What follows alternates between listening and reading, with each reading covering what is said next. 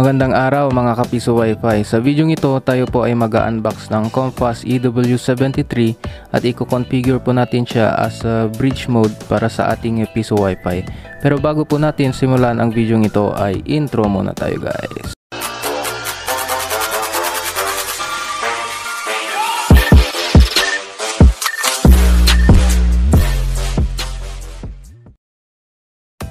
So simulan na nga po natin itong ating pag-unbox ng ating Comfast EW73. Ayan.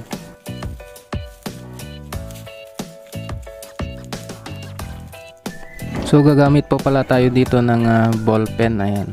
So wala po tayong gunting at yung ball pen na lang po yung gagamitin po nating pag-unbox.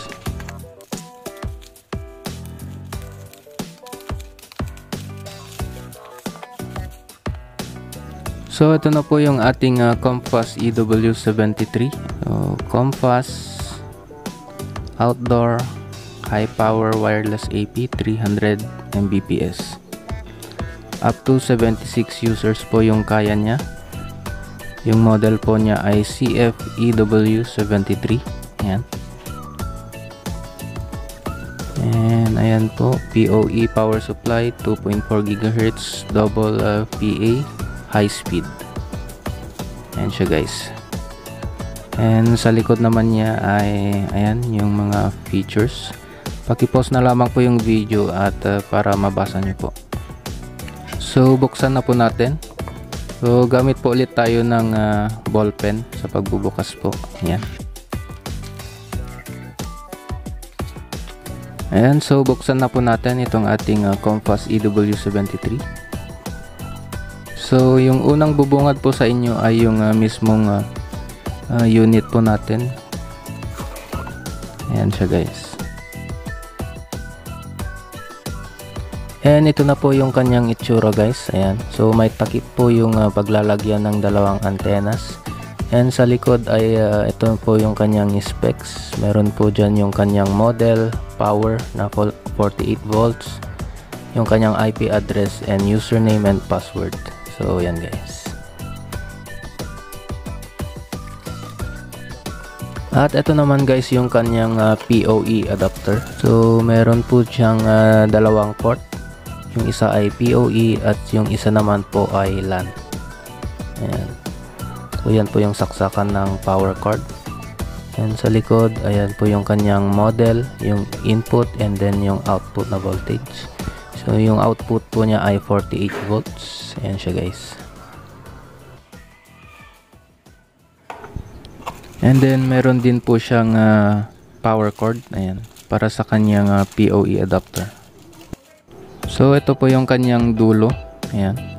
So ilalagay po natin siya dito sa PoE adapter po natin. So ilagay po natin. Ayan. Ayan. So ayan na siya guys. Ayan po siya. So tignan po natin yung iba guys. So meron din siyang extra na LAN cable. Ayan. So gagamitin po natin to pang configure po natin sa ating Comfast EW73 as bridge mode po. Ayan. And then meron din po siyang Torx and screws saka yung rubber po ng ating antena. So meron din siyang manual. Ayan po yung kanyang manual and warranty card. Ayan siya guys. So lagayin lang natin sa gilid. So ito na po yung antena po niya mismo. Ayan. Meron po siyang dalawang antena dyan. So dito po natin siya ilalagay yung kanyang mga dalawang antena. So tanggalin po natin ito. So takip lang po to ng kanyang mismong antena guys. Or yung paglalagayan po natin ng ating antena. Ayan. Tanggalin po natin. Yun. So bago po natin ilagay yung dalawang antena ay ilagay muna natin itong kanyang rubber na parang seal po ng kanyang mga antennas. Yan po. Nagsisilbing seal sa kanyang mga dalawang antennas po. para po di po pasukan ng mga langgam or hindi po pasukan ng tubig ulan po. Ayan siya guys, protection po yan sa inyong Compass EW73. At ilagay na po natin yung ating dalawang antennas. Ayan, so make sure po na higpitan nyo po para wala po talagang papasok dyan na tubig. Yan po guys. Ayan, so higpitan po natin, and then yung isa naman po, ayan.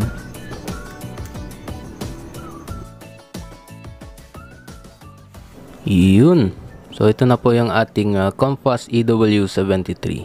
Ayan, so tignan po natin yung iba. Ayan, so meron din po siyang cable tie na stainless, so pang outdoor po talaga siya. So dalawa po yan. So tanggalin po natin yung takip ng ating antena. Ayan, then tanggalin na rin po natin yan. At meron po dyang isang LAN port. Ayan, so dyan po natin ilalagay yung ating LAN cable guys. Ayan siya guys. So ilagay po natin yung ating LAN cable. And then yung dulo naman po ng ating LAN cable ay ilagay naman po natin sa PoE or Power over Ethernet. Ayan, so purpose po niyan ay para po ma-power yung ating Compass EW73. So hindi na po kailangan ng wire, so Ethernet cable lang po or LAN cable. Ayan, kaya po Power over Ethernet. And then saksak na rin po natin itong ating power cord dito sa saksakan po. So bago yan ay may nakalimutan po pala ako. So andito po pala ako sa office nagre-record, and hindi nga po pala pwede nga mag-configure as a bridge mode kasi hindi po mababind yung ating main AP sa ating Compass EW73. So andito po ulit tayo sa ating bahay, and ready to configure na po tayo. Shoutout pala sa aking pinsan na si Benedict Gagucas, pinahiraman niya po tayo ng kanyang laptop. So naka-power on na po yung ating Compass EW73, and proceed na po tayo sa ating laptop.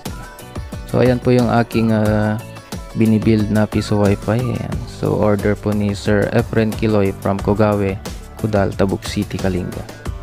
So yan, so proceed na po tayo sa ating pagko-configure. So andito po ulit tayo sa ating laptop. So open lang po natin yung kanyang wifi, and then connect po tayo sa default na SSID ng ating Compass EW73. So ito po yun, Compass FC82 2G. So connect lang tayo guys.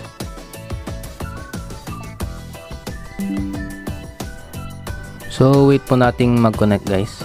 Ayan, so as you can see, na-redirect po tayo sa kanyang dashboard. Kung hindi nyo po alam yung kanyang IP address, yung kanyang pong IP address ay 192.168.10.1. So i-type nyo lamang po yan sa kanyang address bar. So yung kanyang default password ay admin. So type lang natin yan, and then hit lang po natin yung enter. So yan po yung unang bubungad guys. Ayan. So meron po dyang router mode, bridge mode, AP mode, at saka repeater mode. So click po natin yung firewall, and then under firewall click po natin yung DDoS protection. So check lang po natin mga yan, and then click po natin yung apply. Ayan siya guys. Pagkatapos nyan guys ay punta naman tayo sa network, and then sa wireless. Ayan, so on po natin tong advanced setting. And then sa pinakababa, iyon po natin yung kanyang isolate. And then click lang natin yung apply sa pinakababa guys. Ayan. So click po natin. Ayan. Settings is confirming now. Please wait. Pagkatapos nyan ay madi-disconnect po tayo guys, and connect lang po tayo ulit.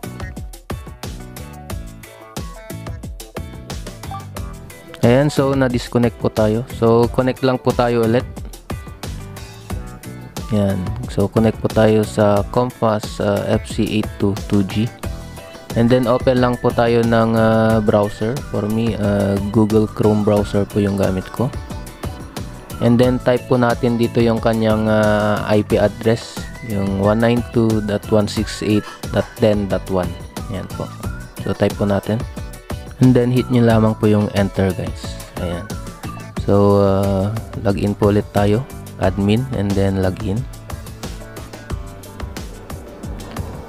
Ayan siya, guys. So punta na po tayo sa ating wizard sa pinaka left po. Click po natin yung wizard. And then click po natin itong bridge sa pinaka right. Ayan po.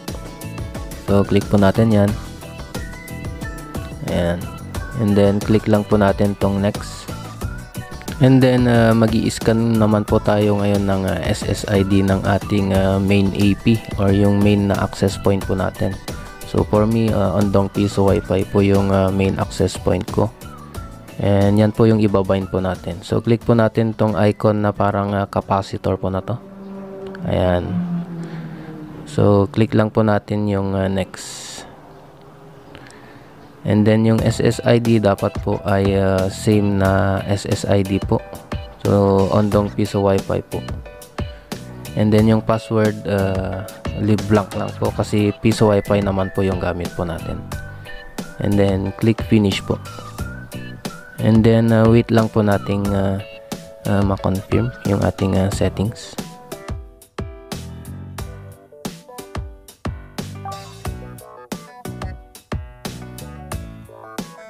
So ayan, naibind na po natin yung ating Compass EW73 as bridge mode po. So as you can see, Ondong Piso Wi-Fi na po yung SSID name niya. And as you can see sa kanyang address bar ay yung IP address po ng ating Compass EW73 na 192.168.10.1.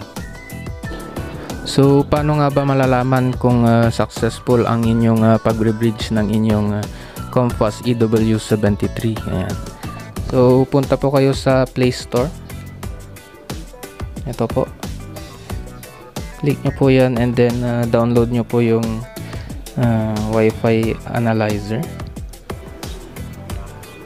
Ayan po siya, guys. Ito po yun, guys. Ayan. So for me, na-install ko na po yan. So open po natin. Ayan. So dapat po ay naka-on ang inyong location or yung inyong GPS. Ayan, so naka-on po yung location ko niyan. Then click open or punta po kayo sa inyong dinownload. So ito po yung aking dinownload. So click po natin yan.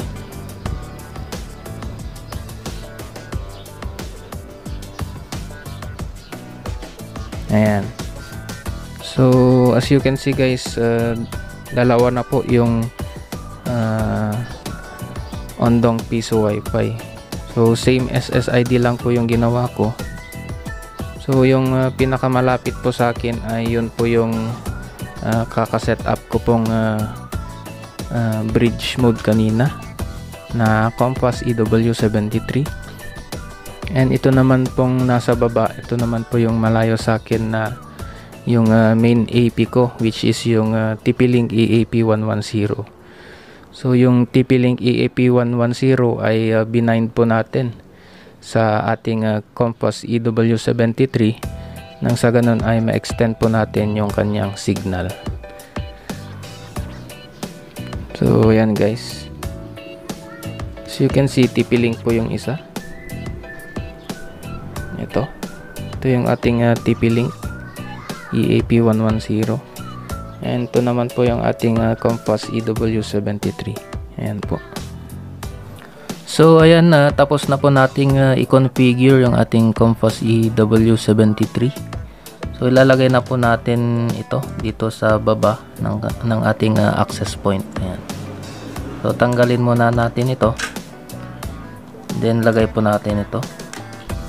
Ayan. And then sa pinakababa, tanggalin muna natin ito. And as you can see, meron siyang parang na-slice dito. So ilusot natin yung LAN cable dito.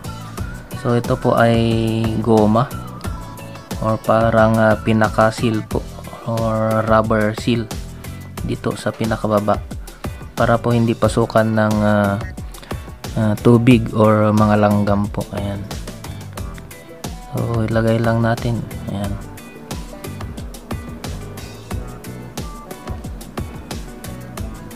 So yan, na-shoot na po sa butas.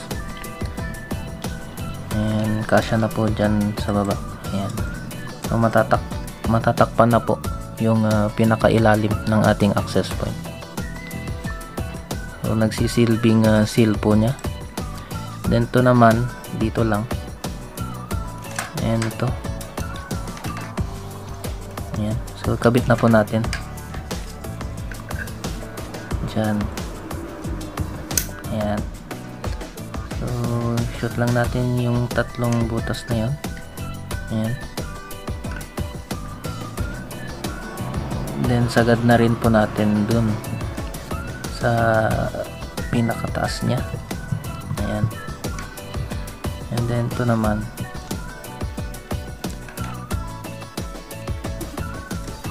ayan, ilak lang natin siya dito sa may threaded part na to.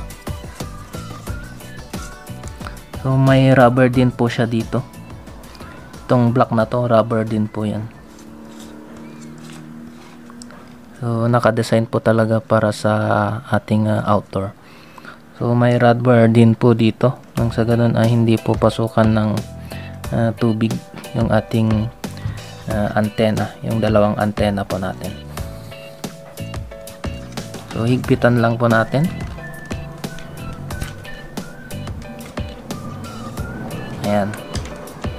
So all goods na po, and pwede na pong i-install sa ating kapitbahay po. Ayan po guys. So ito po pala yung gagamitin nating parang cable tie nya dito sa likod. Ayan. So stainless steel po siya, or stainless po, and matibay po na pang outdoor po natin. Ayan. So lalagay lang po natin siya dito, yung dalawa, nang sa ganun ay may kapitan po yung poste or pantali po natin sa poste po na panlalagyan po natin sa ating access point. Ayan.